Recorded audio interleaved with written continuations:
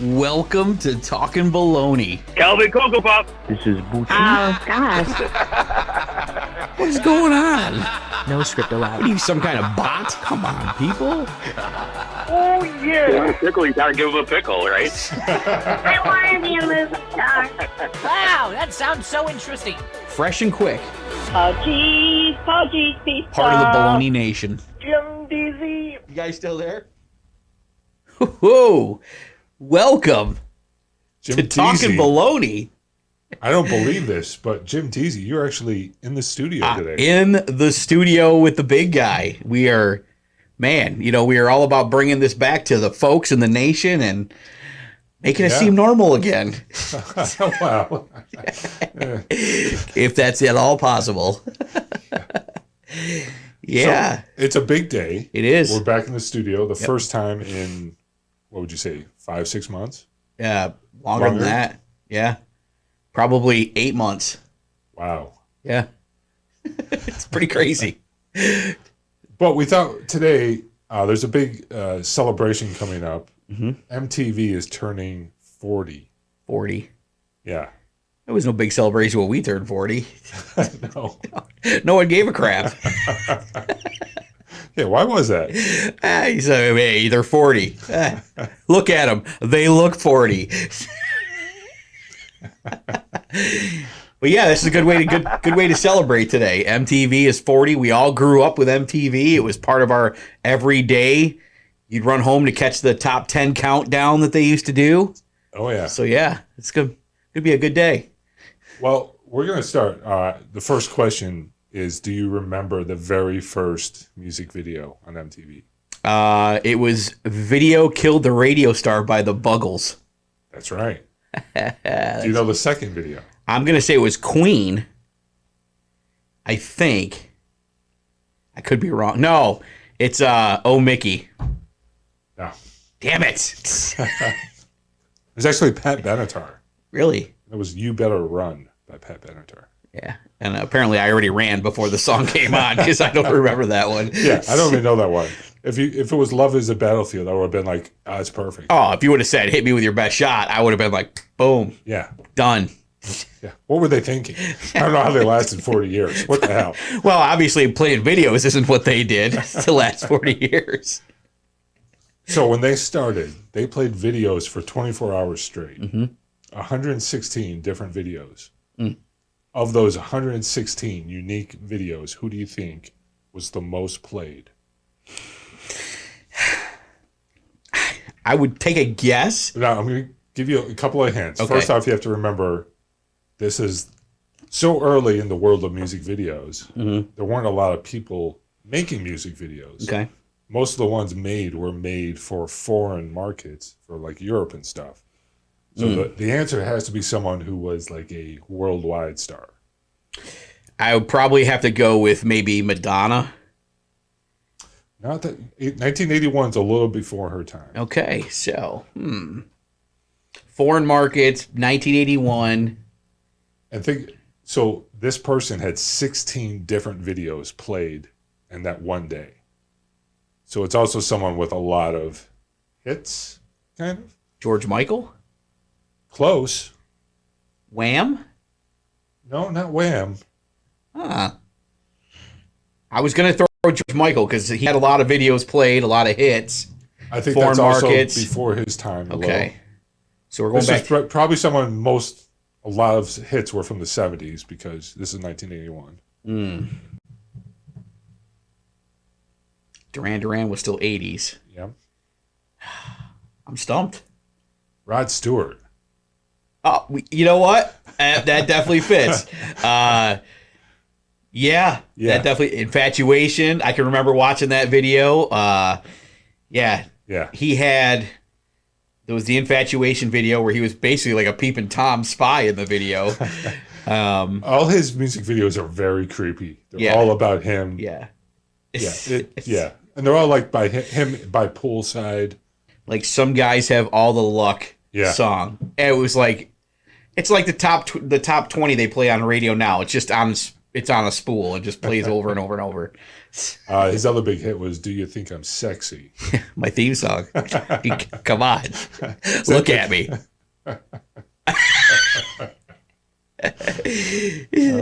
I married a hot chick. Shut up.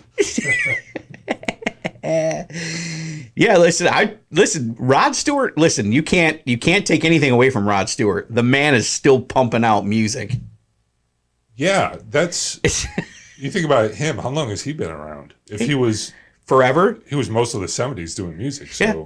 it's I mean, he's already been years. through what, a couple, 3-4 divorces, all That's kind of low for Hollywood.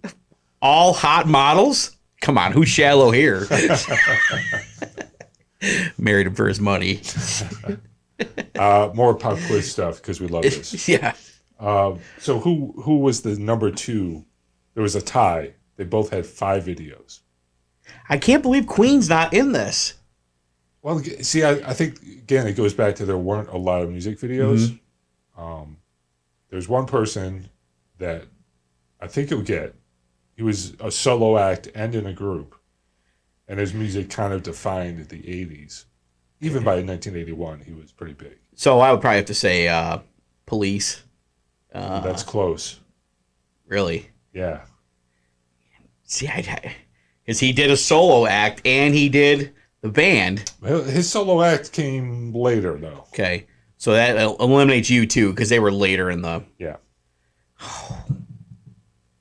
Bruce Springsteen.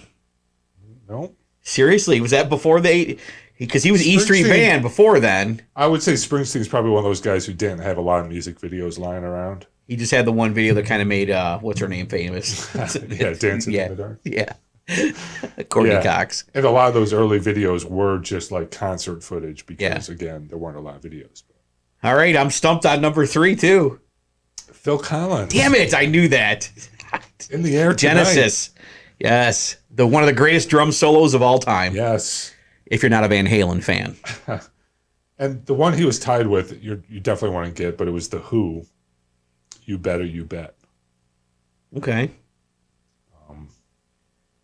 Which 1981 was a big hit. Yeah. I don't think they've played it since. So 81, we would have been 7. Yeah. Okay. I don't even think my parents had. Well, we had cable. Yeah, But I don't think you had to have cable. Wasn't it just the... Well, we still had the spin dial TVs. Folks, if you don't know what the spin dial TV is, it's a dial on the TV set, and you used to turn it to channels because there was no such thing as a remote control. Yeah. All right. You're forced to get exercise. And then we had the little cable box. You remember that? I do. And there were different styles. I think the one we had like a series of buttons. Yep. Like channel 14 through 20, maybe. Yeah. It was the button cable box, and then eventually it went away to the actual cable box, but they actually came with remotes. Ooh, your You cable had box did? Yeah. Well, the second generation cable box had a remote control. The first one, you still went up and pushed a button. Yeah. You had to have the TV on channel 3, and then you had to push a button. Yeah. Like TBS was channel 17. Yeah. And that's if you had cable. If you didn't, you had UHF with an antenna, and then you would change it to UHF and try to fine-tune the second dial to get your station. Yeah. Where would these kids be today without our technology from the 70s and 80s? Those are some of the best videos on YouTube where they have kids and they present them with old tech. Oh, yeah. Like the one where they give them an old dial phone. Oh, the rotary phone. I love that one. Yeah. And they have no idea what to do. Yeah, and they're our future, folks. God help us. Do you do that at home with the kids? You just like give them stuff and watch them squirm as they I'm try going to to start figure doing it. You should. I'm going to make this cassette play. We give them like an old Nintendo cartridge that doesn't work. Yeah, try to make this work. Spend 10 minutes blowing on the damn thing trying to get it to... Try to master Atari. Yeah. Oh, your controller doesn't work? Oh, the little orange button doesn't work? You're screwed. So the other thing MTV brought us from the beginning were VJs. Yes. Video jockeys. Yeah, they're now all on XM satellite radio. So you know the original 5 then. Okay. You have Downtown Julie Brown. You have... She was no, she's later on. She was the very first replacement. Yes. So there was Colin Quinn, right? What was that name again? Wasn't it Colin Quinn? It was Martha Quinn. Martha Quinn. That's it. I'm Colin Quinn. He's the comedian. Who's the Joker now, folks? You had Martha Quinn. You had, damn it, who's the guy with the white hair? They probably have white hair now, is what you mean. Well, he was like he looked like a hairband guy. He does the satellite radio 80s station right now. Yeah. Damn it. I keep wanting to call him Dennis Leary, but it's not Dennis Leary.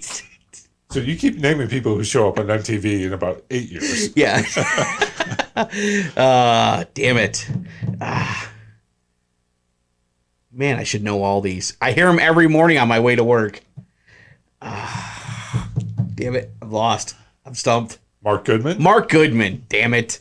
Mark Goodman, Martha Quinn. You got the other guy that does his show from his bedroom closet on satellite radio on 80s and 90s. Alan Hunter. Yep. Nina Blackwood. Nina Blackwood, who sounds like Marge Simpson from The Simpsons. And then the token black guy? That was... longtime radio guy. Still on the radio. Can't remember him. J.J. Jackson. That's right. And wait, when did all the other ones come out? They were in the 90s, weren't they? Or late 80s. Downtown Julie Brown was around 87, I think. Mm-hmm. So like 6 years later. Martha Quinn stayed to 89, got fired, came back in 92. Okay. And now they're all on satellite radio, which is hilarious. Didn't they have something like a weekend update on MTV too? It was almost like a news. Well, they had MTV News. That came along later. Okay. That was Kurt Loder. Kurt Loder. Who was like from Rolling Stone. He was like an actual journalist and not like a disc jockey. He had credibility. Yeah. And MTV News, I don't know, it wasn't that important until something big happened. Yeah. Like when Kurt Cobain died, I remember watching MTV News like all day long. Mm-hmm. Stuff like that. So MTV created a lot of stars. Mm-hmm. Because there were bands that they were playing that weren't getting played on the radio. Mm-hmm. People cite like Men at Work, Duran Duran, people who did like crazy videos. Like, what were some early memories of that? Well, first off, Men at Work. I always never knew he said Vegemite sandwich. I always thought he said a bit of my sandwich. Lousy American. And he is playing in Hammondsport. Really? Yeah, he has an upcoming show in Hammondsport at some lake amphitheater or something like that. I just saw I got a little alert saying tickets were available. And I didn't even know they were still a band, but it's apparently him by himself doing like an acoustical kind of show. He came out with an acoustic record of all his old songs, and they're really good. And he's funny. Yeah. He actually talks the backstory on where all the songs came from. So yeah, I got kudos on that. It's like an episode of VH1 Storytellers. Yeah. Or pop-up video. That'd be great if you could do a pop-up video concert. We should do pop-up videos out of little pop-up. No, it's too much. No, we don't have that kind of budget. So MTV, I remember like Duran Duran, Pat Benatar, all these great videos. They used to tell stories with them. Yeah. They were like mini movies. There was a lot to them. Michael Jackson, of course, Thriller was like actually 20-some minutes long. I remember, because you and I went to the same school together, I can remember when one of his videos came out, everybody wanted to race home, because remember they used to do the world premiere, and they had a certain time? Yeah, world premiere video. You want to make sure, and it's like, they would only show it like one, we're going to show it at 4 o'clock, or going to show it at 5 o'clock. So you're like, okay, I got to run home, and we got to get this. We got to watch this. Yeah. And we would do that. And I did the same thing for Weird Al, because Weird Al was also a big hit on MTV. He was a world premiere video for his spoof on Bad. Yeah. On his Fat video. I remember that. Like all his videos would be world premieres because they were always big hits. And you had to see what he was doing. I can, with MTV, though, I can remember every night for the longest time, like we would get done eating dinner, and I remember we used to sit down, my brothers, my sister, my mom and my dad. And my dad could care less because he was just like, I just want to relax, leave me alone. but I can remember was sitting down and actually watching the MTV countdown. Yeah. The top 10 songs, the top 10 videos of the day, and watch the countdown. And I can remember when George Michael's I Want Your Sex video coming on, my mom saying, change the channel. But that was when we had a console TV, one of these great big floor model TVs. Yeah. And it actually had a big remote control. Like the big, like it was like this. It looked like a small little clipboard with numbers on it. But that was one of our big color TVs we used to have. It was a big floor model, sat right on the floor. There was no hanging TVs on the wall, folks. It would have pulled the wall off the house. Oh, yeah. Those TVs weighed a ton. Yeah. And when they broke, you just left them there because they were too Yeah, heavy and you to move. used them as like something to put plants and stuff on top of, or another TV. Yeah, usually another TV, Yeah. a smaller, newer one. It was nothing to go into someone's house in the 80s and see two TVs stacked on top of each other. Always. Oh, always. And remember the TV carts, the old TV carts the TVs would sit on? They had a shelf at the bottom that was made out of like wire rungs. What the hell was that shelf? Even for nothing you could put on it would stay there. Everything they made to go with their TV weighed more than that shelf. Yeah. Oh, good times. Oh, you could have put an Atari down there? Yeah. No. We're going to make it so the space is so far apart between each rung on that shelf that nothing's going to You're going to need to go buy a piece of plywood. And we were talking about MTV? Oh, yeah. MTV and TVs, yeah. So MTV, some of the, basically early on, it was just all music videos. And then they started doing different stuff. Yep. 1984 was the first year of the MTV Music Awards, which is still going on. Yeah. Now it's pretty bad. Yeah. Now it's like watching a mini porn movie instead of watching a video show.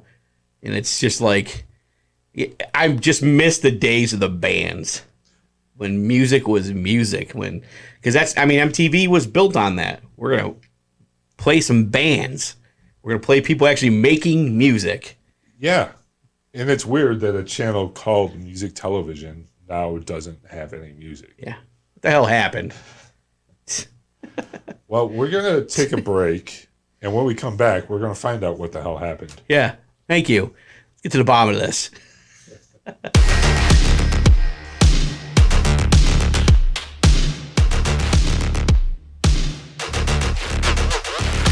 back. Hey, you caught me trying to take a drink of the tea. A spot of tea. Okay. Well, we actually have a special guest right now. And we paid a lot of money to get him. We got Mr. Hollywood himself, Dennis Grant, live on location from an undisclosed location. Hey guys, What's going on, Dennis?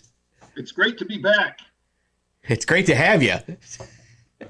But did I hear? I'm having trouble with my little piece here.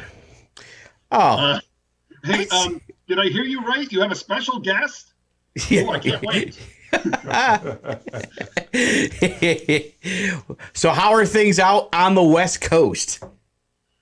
Well, let me tell you, it's very hot and not quite humid though. So, and that's our weather report for this afternoon. Now back to you.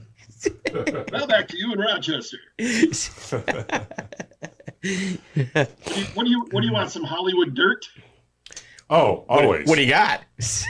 I have no dirt at all. There's no dirt. It's very calm and peaceful. Things are opening back up here. People are just happy to see other people, and it'll probably last the whole. It'll probably last a whole couple of months before people start taking each other for granted and being mean to each other. So we'll enjoy that while we have it. You guys are talking about MTV, right? Yes, we are. We're bringing you here for your vast knowledge of MTV. I have a friend who asked me what the M is for. What'd you tell him? I said I used to know. But, So did they. Yeah. Yeah. Okay, so I'll stop my filibuster, and since I'm the guest and not the host. Well, why don't you share with us, like, we already talked about kind of the early days of MTV, but what were some of your fond memories from those beginning days? I remember. I remember like the news they used to break in was like Kurt Loder used to do like the MTV News. Yeah. Yep. I remember like the live events they used to always have. It was like that was the place to go for like live events, like Live Aid and everything. I remember that. I remember when they started doing the Video Music Awards. I remember when music videos started to become more like mini movies instead of just like just, you know, music and video together. They were like, they planned them out. They had, I think Michael Jackson started that with Thriller maybe. Yeah. Stuff like that. Then when it meant something. Yeah, it was like, and then Phil Collins would end up doing stuff that was like a 20-minute video to set up like a 3-minute song, stuff like that, you know. Yeah. And then like the game shows, they had, what was that show that they had with, Colin Quinn was on that. Remember, he was on that. Isn't that Remote Control? Remote Control, that game show. That's what we were just about to talk about is, and they started doing more, well, I should say less music and more regular TV shows, and Remote Control was probably the first like big hit of that variety. Yeah. Hosted by Ken Ober. Colin Quinn was like the sidekick, but it also was a show that launched the career of Adam Sandler. That's right. He was on there. He was like one of the stunt guys the actors there they would do like little bits and skits and stuff for the questions and things, right? And also Dennis Leary also started that way. Really? On TV. Oh, I forgot about that. Jon Stewart had a daily talk show, kind of a late night show. That's right. Yeah, I remember watching that. It was just like a regular talk show, but it was like super young and hip and everything. Yeah, it was your basic talk show, but he wore a leather jacket instead of a suit. So he was MTV. Now he's too big for anybody now. I think he's got to deal with HBO. Yeah. Yeah. And I remember when Beavis and Butthead started. And Liquid Television. Eon Flux. Well, Beavis and Butthead actually debuted on Liquid Television as well. That's right. September 1992, they did Frog Baseball, their first short. It was on Liquid TV, and that led to the show. What a title. And how many episodes do you think they made of Beavis and Butthead? Jim? I think they made... You go, Jim. What do you think? I was gonna say, wasn't Beavis and Butthead only on like 6 seasons? I think they did 8. Was it 8? Yeah. I know it wasn't long, but the spin-offs after it. Well, you have to remember, to me, it always felt like they played the same episodes over and over again. Yeah. So when I saw the number of actual episodes they had, I was shocked. It's probably 200. My guess is 50. 222. My low. So Wow. I ruined the impact of that. But that's not a lot for 8 seasons. No, but like you, I thought it was 50 because it was always the same ones over and over. Yeah, and they were always in the same spot over and over and over again. And that was possibly because they had to edit out after a certain amount of time when every time Beavis said fire, fire, they had to edit that out of shows. So... Maybe that reduced the number. Why were you not allowed to say fire, fire, fire on TV? Oh, some kid burned a school down or something. Oh my gosh, come on. If it was meant to be, it was meant to be. Fire's what took us from just being animals to being a civilized society. See, Beavis and Butthead ahead of their time. No. I guess I don't know if that's true. No, that's not true. That's not true at all. Do you guys know the stand-up comedian who was banned from MTV for 20 years because of an Andrew Dice Clay. Andrew Dice Clay, right? Yeah. Who's Andrew Dice Clay? Really? Yeah. What did he get banned for? He did a stand-up at one of their award shows. Oh. You know, the Hickory Dickory Dock. Yes, that's a... If you know the routine. Woo! I'm not familiar with that. How's that go? Well, let me tell you. Hey, so yo. Yeah, that's yeah. One of the things MTV did as they kind of started to do a lot of themed shows when they still had music. Yeah. You had MTV Headbangers Ball. Yep. You had Yo MTV Raps. You had their what was it? Every summer they had their spring vacation, spring break shows, but they still kind of catered it around music.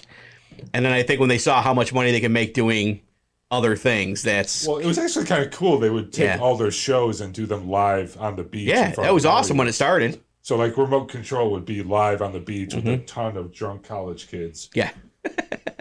Dennis, you were there, right? Yeah.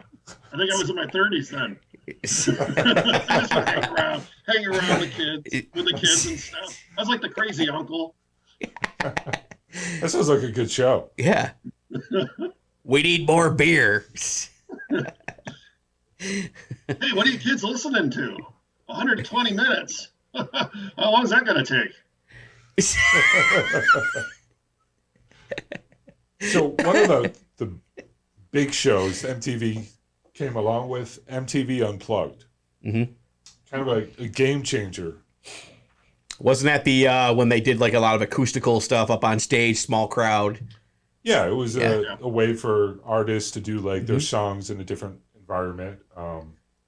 Actually started, Elton John was one of the first acts to do it. I remember that because I'm a huge Elton John fan. I remember thinking how many lyrics he was messing up and how coked up he was. Okay. All right. He's better now. That's our Elton.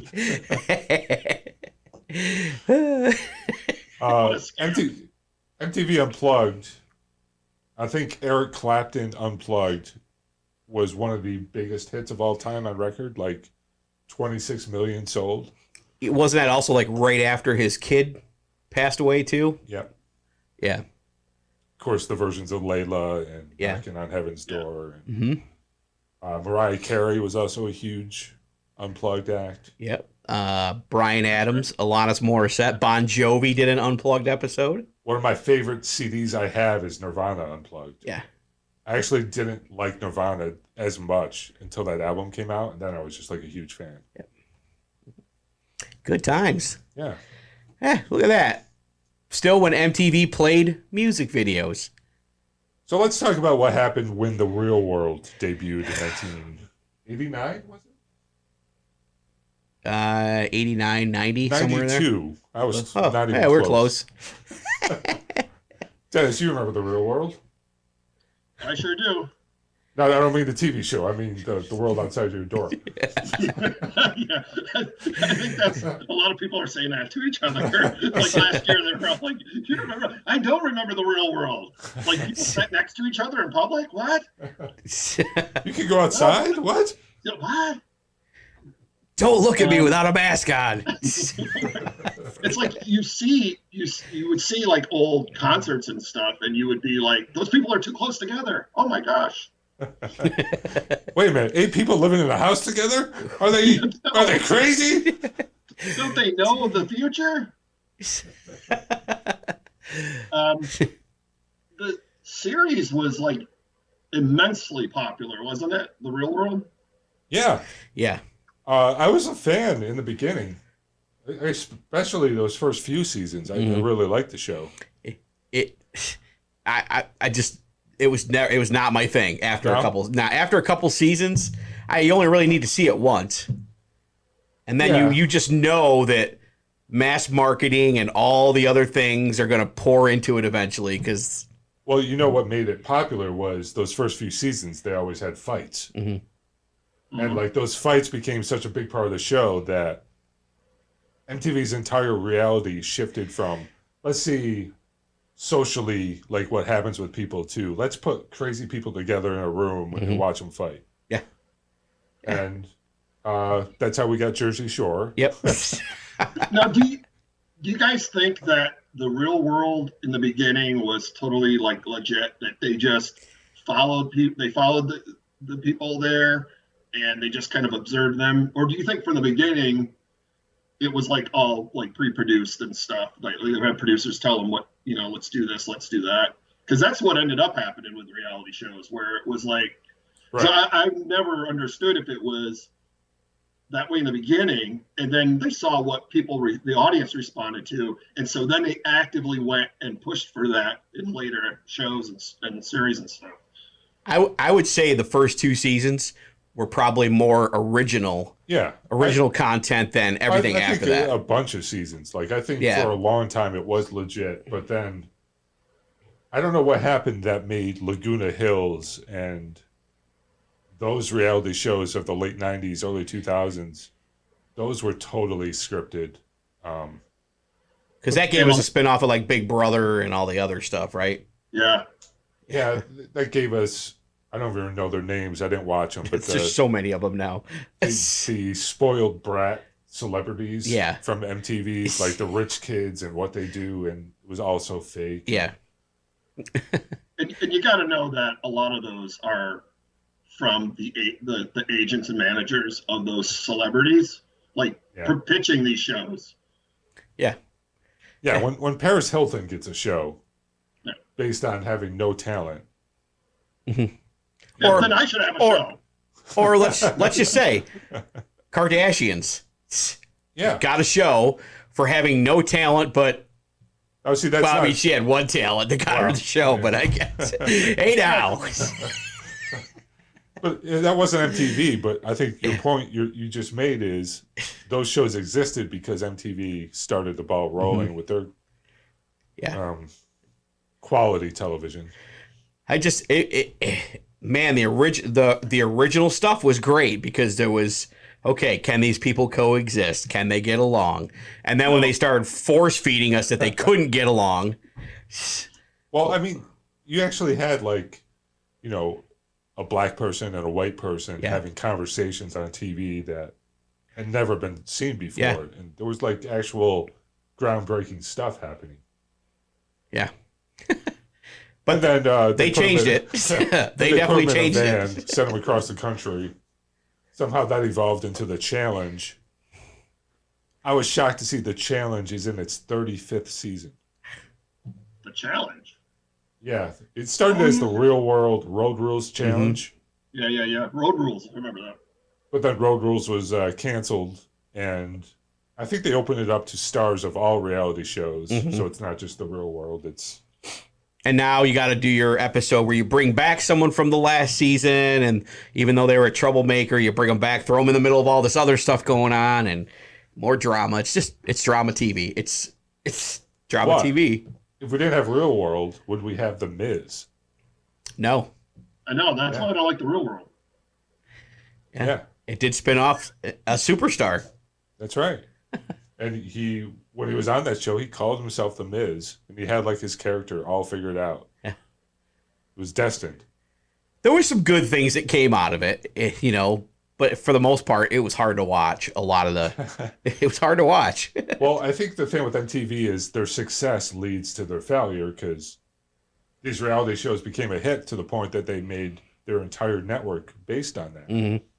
Yeah, and it was too lucrative for them to not do more of it. I know I've seen the meme where people post the MTV schedule these days, and it's just that show ridiculousness, like 23 hours a day. Yeah. And he was a skateboarder guy, right? He's got his own clothing line out now. He's got his own. And it is a terrible show. It's like Tosh.0 with no talent. It's literally a show that showcases everybody else's videos that they've put on the internet. Yeah, it's America's Funniest Home Videos, but with like worse writing and performance from a host. Here's our segment called People on the Fence, and it's people falling off a fence. And it's like, oh my God, you gotta be kidding me. And I'll still watch it though. People would watch a show where it's called I Fell Kicking a Soccer Ball. They would watch like that series. Yes, they would. Now, before MTV deteriorated to all these terrible shows we just talked about, they did have some pretty good comedy shows. I was really a huge fan of The State. I remember that show. launched the that was on careers. MTV? Yeah, that was an MTV original. It ran only 2 or 3 seasons in the 90s, but it launched the careers of so many comic guys. Most of them did Reno 911, another great show. The best reality cop show on TV. Not fake either. No, nothing about it. And then they actually had the Ben Stiller show debuted Yes. on TV before Fox bought it. I off. forgot about the Ben Stiller show. Yeah. That was when Ben Stiller was really funny. Dry eyes.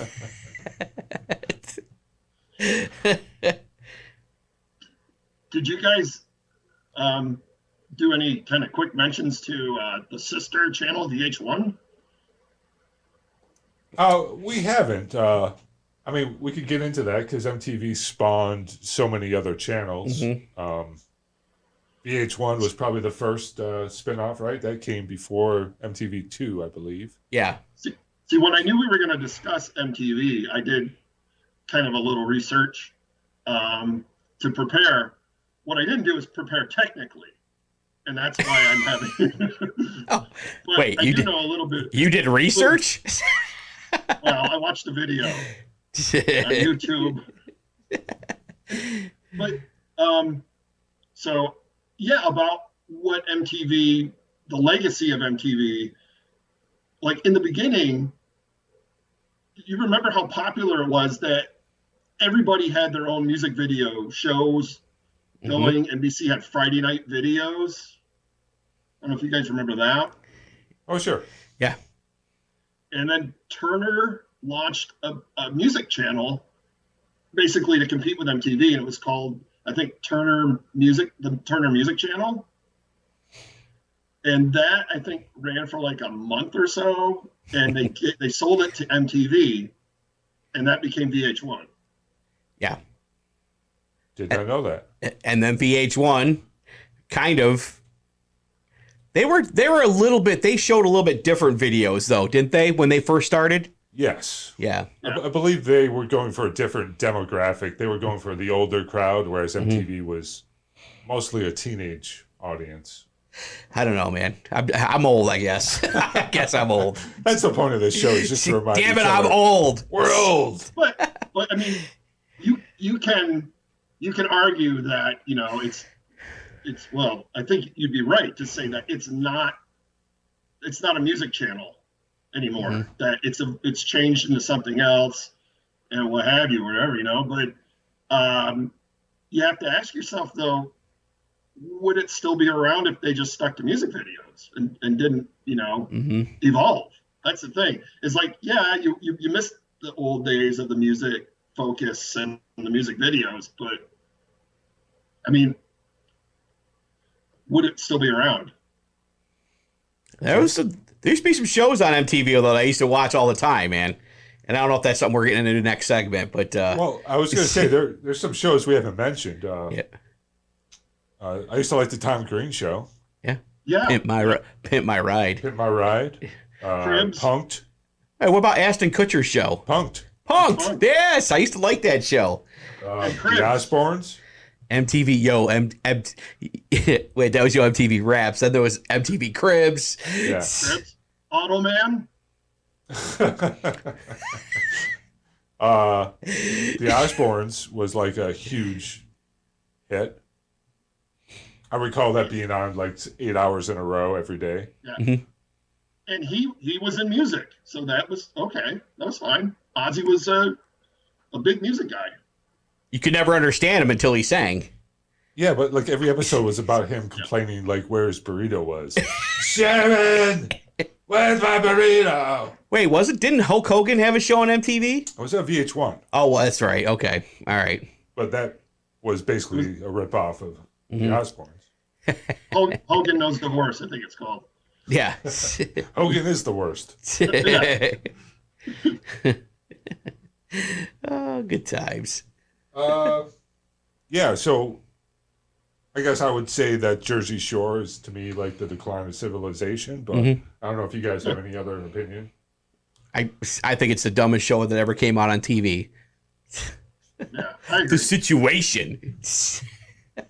I mean, we did get a gluttony of reality shows, and I think like with any kind of fad or they're cheap to produce, so that's a but with anything like that though, you'll find that there's crap mixed among the cream, which is a pretty disgusting metaphor, but it really is. I think you just got us banned. Sorry.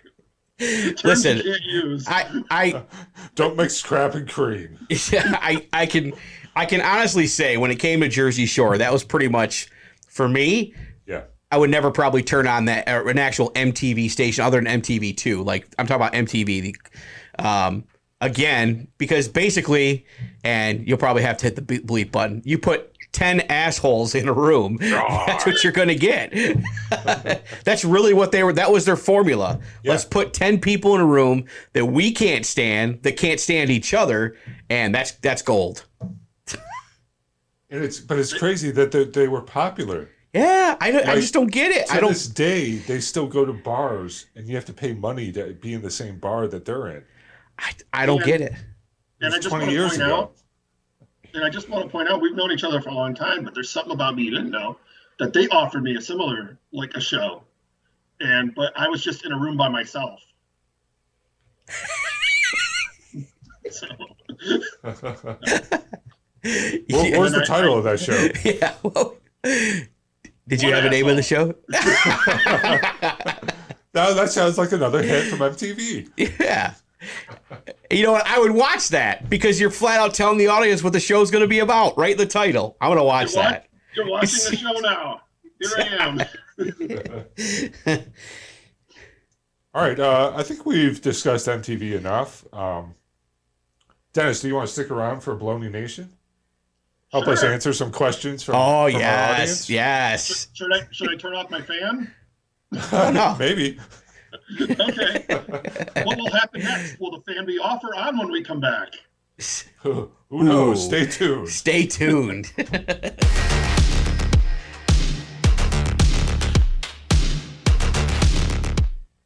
Hey, welcome back. We're back. Live in the studio with Mr. Hollywood, Dennis Grant. Careful of all the spotlights and the stars behind me. Wow, you really get the feeling of being in Hollywood when you see Dennis. I know. Look, I'm all dressed up, glamorous backgrounds. Well, I've got folks, the latest and fanciest technology. We understand the background. You had to put the special background up so that the paparazzi wouldn't keep flashing. Yeah, I understand. What you can't see is there's security around me and photographers and everything. And all these stars and everything, they're just watching this. So I think you guys are going to have a lot of eyes on this next episode. Well, thank you. Thank you. We will send. I see Brett Summers here. Wow. Match game and yeah, I thought she was dead. You look okay? Wait, are we transitioning to a ghost show? Speaking of Baloney Nation, it's time for Baloney Nation, Jim. Yes, my favorite segment of the day. What and how can people reach us? 585-484-1770. Yeah. I can't even see the last four numbers on the board either. I just learned my own cell phone number, and I got to learn all these other numbers. It'll come to you in time. Yeah.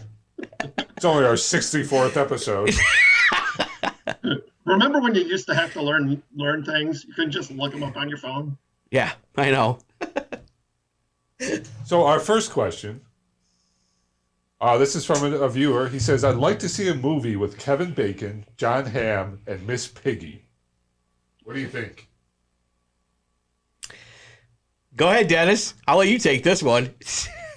I would probably call that Porky's 5. Ooh. Well, there's a throw. There's a throwback. There might already be a Porky's 5. See, the joke there is that they're all pork related, right? Yeah. Is that a question or is that just a joke? I know you guys are nice to the people that write Wait a the call. minute. You don't think that's a serious question? No, that's somebody trying to put themselves over. I'm going to go with Mad Pigs. Ooh. Well, I had an idea. I thought maybe it could be like one of those reality shows about a business. Maybe they were running a pizza place, and it could be Piggy's Pizza. You know, it'd be like a reality show. Like these guys are all trying to get this business off the ground. Piggy's Pizza. So yeah, I think it was a serious question. Only 4 Porky's movies. I wanted to do a show with like Sally Struthers and Eric Estrada and Gary Coleman, where they all worked in a diner and call it Hash Bins. That's pretty good. It seemed kind of cruel, but yeah, but they need to work. So if they actually get paid as employees at the diner, yeah. But I love all those people though. People make fun of them. I love all those people. Sally Struthers? Yeah. I like her. Yeah. Our next question. If they made a Donkey Kong movie, what would you like to see? Any casting or story ideas? Has to have Jack Black. Jack Black in a Donkey Kong movie. Has to have Jack Black. Okay. As Mario? I don't know. Yeah, would you follow the like Nintendo universe and have like Mario in it?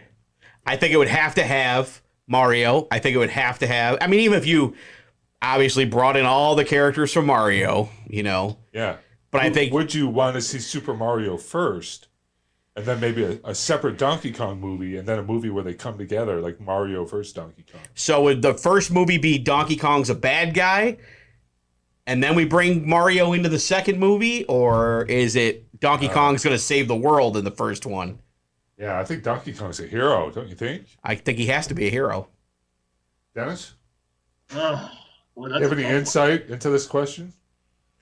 I think I like Jack Black as I would have cast. Actually, I did like a fan casting for a Gilligan's Island movie, and I had Jack Black as Skipper. That's pretty good. That's yeah. Yeah, and so I would like to see him as Mario. Sure. I think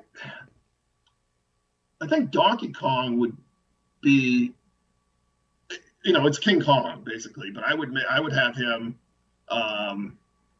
basically like a misunderstood hero, kind of like all the monsters are, like Godzilla and Sure. King Kong and all of those. But I mean, you could almost see Mario as like the villain in a way. kind of Yeah. So Jack Black I'm still stuck on this Gilligan's Island thing. Jack Black is the skipper, Ashton Kutcher as Gilligan. I had who's the guy who was from SNL? They did he did. All I can think of is the movie Hot Rod. Oh, Andy Samberg? and yeah. Yes, as Gilligan. Okay. All right. This was like a long time ago. John Lithgow was Thurston Howell. I can see that. Luke Wilson was the professor. Wow. I like it. Yeah. What I liked about your casting is they all kind of look like the part too. Yeah, it's fun. And then there was some actress from One Tree Hill or something.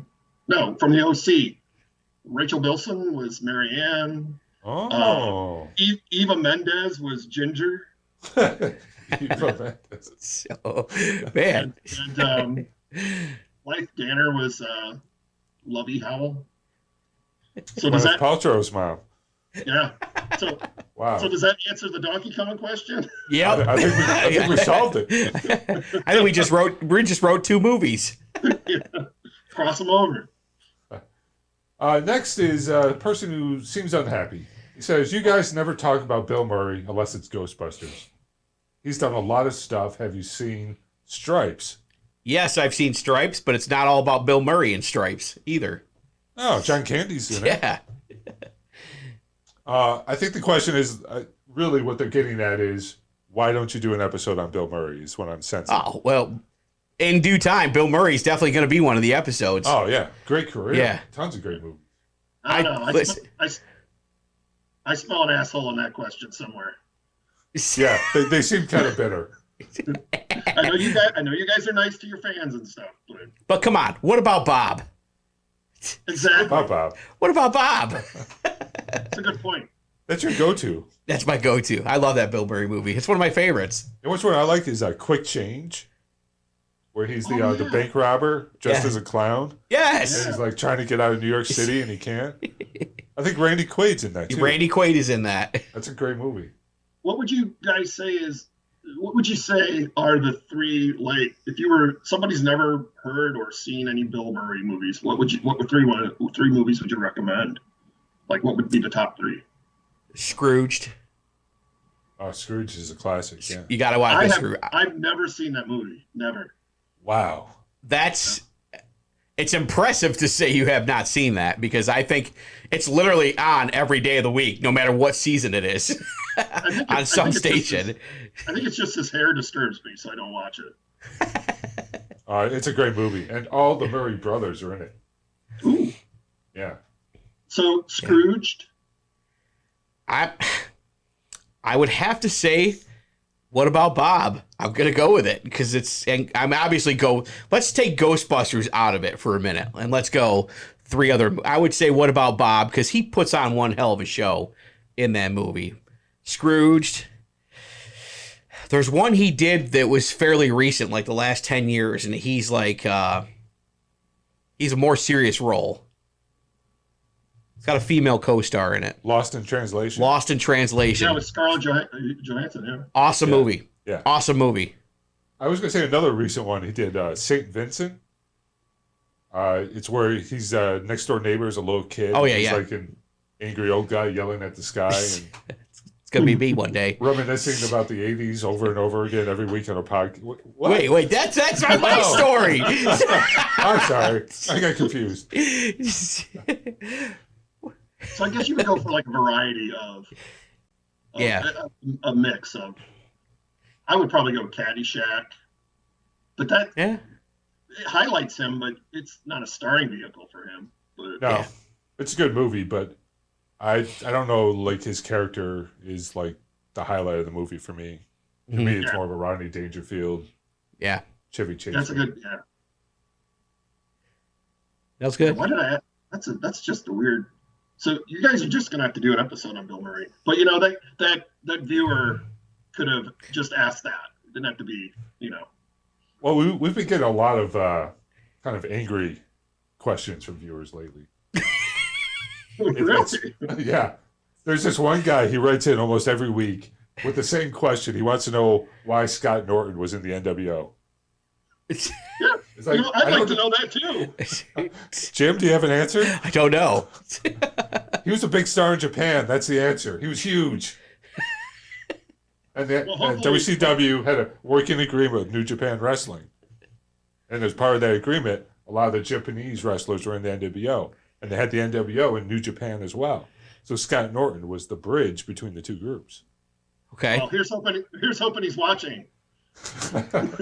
What, the angry viewer or Scott Norton? Yeah. Maybe the angry viewer is Scott Norton. He wants to know why was I in there? Why was I in the NWO? I don't know. Why was I in there? Well, Dennis, while you're here, there's a part of the show we've been doing. It's called What We're Watching This Week. Mm-hmm. So why don't you start us off and let us know what you've been watching?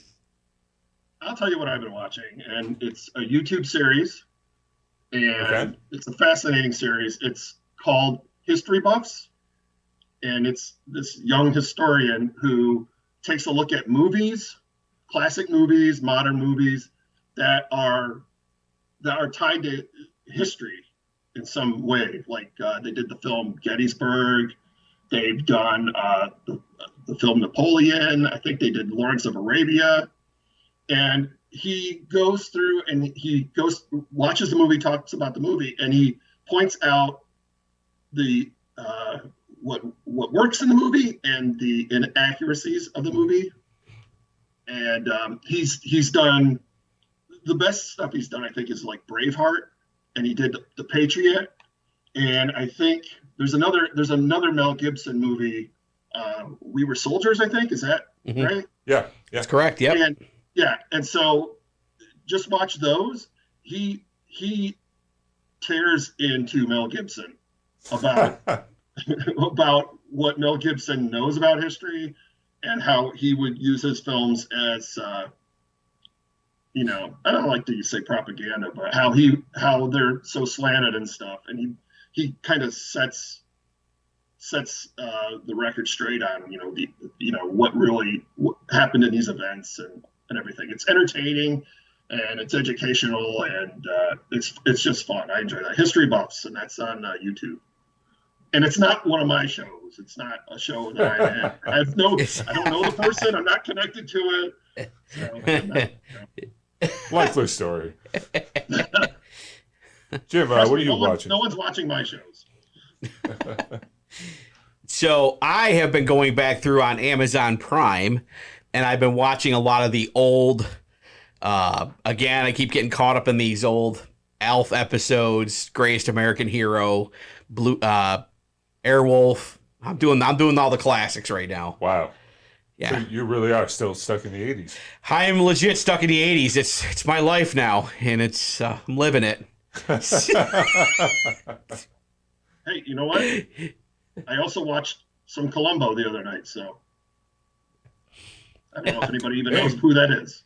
I was watching Columbo on Amazon. I'm up to season 4, so right there with you. Yeah. Cool. Interesting note. So Columbo started as a special. He had a couple of 2-hour movies. Uh-huh. Then the first actual series episode was directed by Steven Spielberg. Really? Yes. Before he was famous. And it's really good. Check it out. It Amazon. And then he went on to do Duel, I think, right? Right. So that's how he got that. His first film was based because he did that Columbo episode. Yeah. Started it all. Connected to that, I just watched Big on Blu-ray. Hey, Tom Hanks. Yeah. And it was written by Steven Spielberg's sister, Ann Spielberg, and another guy, which I didn't know until I watched the Blu-ray. All these things you find out on the special features on a Blu-ray. Yeah. And this was really cool. It was the extended cut. They took all the deleted scenes and added them back into the movie. There wasn't anything super pivotal, but it was really good, like character stuff added back in. Mm-hmm. Kind of showed the girlfriend played by Elizabeth Perkins that there were scenes where she was kind of figuring out that something was wrong. There was one really good scene where they go to a newsstand and she asks him to buy her some gum. And he's looking at all the brands of gum, and it's all like Trident and all this adult gum. And of course, what pack does he pick out for her but Bubblicious? It was like a giveaway that, maybe that wild story he told me about being a 13-year-old is actually true. Yeah. I still think there should have been a longer, at the end of Big, there should have been more of a story to tell what happened after. Yeah. The aftermath had to be hell on that family. Like the kid. He just shows up one day, runs in the front door. You hear the mom like, ah! And then they end it. It's credits. They think he was kidnapped for 6 weeks. Yeah. And then what happens? He's just back and there's no police investigation? Yep, no investigation, He's he was just running. That's like 42? Yeah, and he was just running a company. With the same name. Damn it. Didn't they have any directory and be like, oh, there's a guy named Josh Braskin who works for Macmillan Toys. Is that any relation? I have the same kind of similar issue with Back to the Future at the end of that movie when he comes back and everything's changed. It's like, well, where's the Marty in that reality? Where is he? Yeah. Is he like down at the 7-Eleven or something? Because that's not the same Marty that any of these people know. And he did not grow up with them. He has not lived in that house. Doesn't know any of those. Never mind. Yeah, you're saying when the family is like successful and rich when he comes back. Yeah. And that was Crispin Glover's problem with the end of the movie. Because the whole lesson is, hey, I got a truck. Yeah, I'm wealthy because I beat someone up. Mm-hmm. Yeah. Still love it though. Yeah. But it doesn't happen like that in real life. No.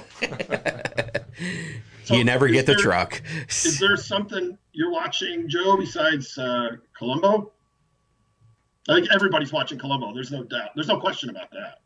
Oh yeah, I mean it's what all the kids are talking about. Yeah.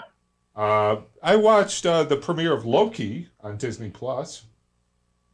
Is that good? Oh, you're familiar with Loki? He was the main villain in the Avengers movie. Thor's half brother, if you will. Yep. Not an Avengers fan. No? I can't do it. Can't get into it? I can't get into it. I kind of consider some of these Avengers movies and things like that. Like the first one, I was cool with it. Maybe even do it number 2. But after all these other things have come out, I'm kind of putting them along the lines of... Don't say it. Don't say it. I'm not going to say it. I'm not going to say it, but... Harry Potter. Hey. Sounded like you coughed like Harry Potter is what the cough sounds like. Okay. I want to have that looked at. I'm going to defend Harry Potter. Just in that I was never like I didn't understand it. I didn't grow up with it.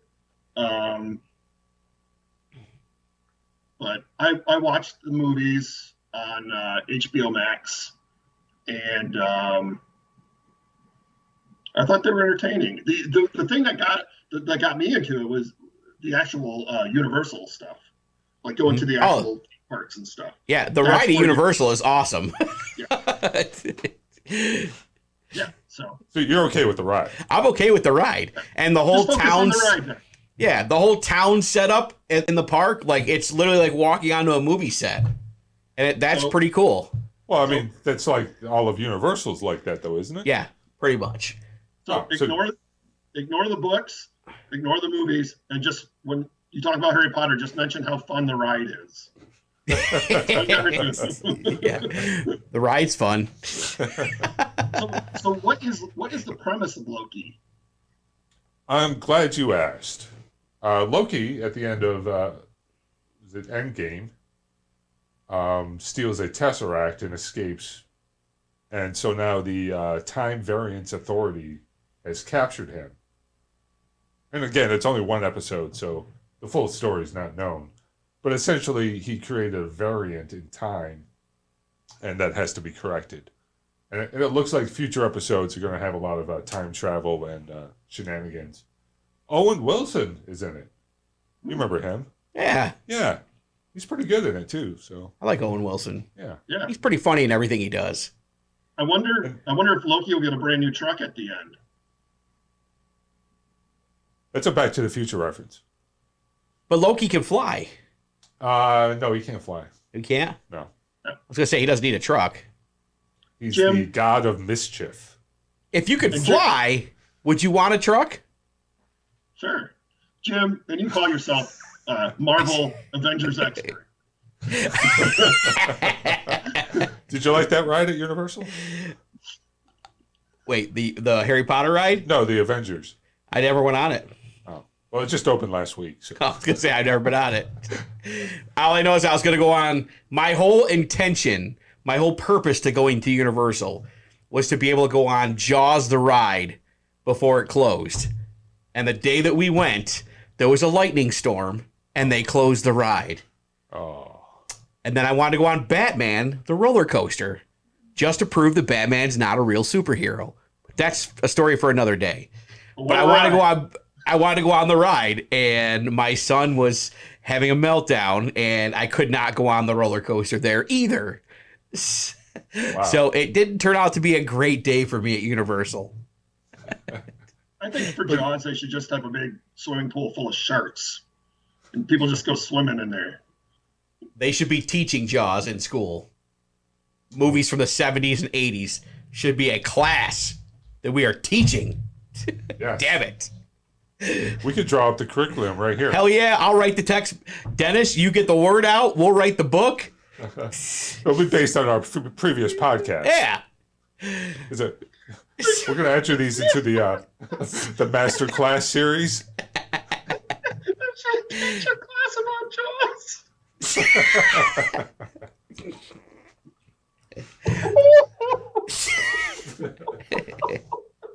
Well, I want to thank our guest, Dennis Grant. Hi. Yeah, thanks, Dennis, for coming on today. Hey, it's been great. I can't wait to see what happens with this episode. It's going to be a blast. Oh, yeah. And you'll laugh next year when they're teaching Jaws in every high school in America. That's right. You know, at least you'll have it on record. That was your idea, Oh, man. All Well, right. thanks for having me on to talk about MTV. Thank you, Dennis. Thanks for being on, man. We'll see you soon.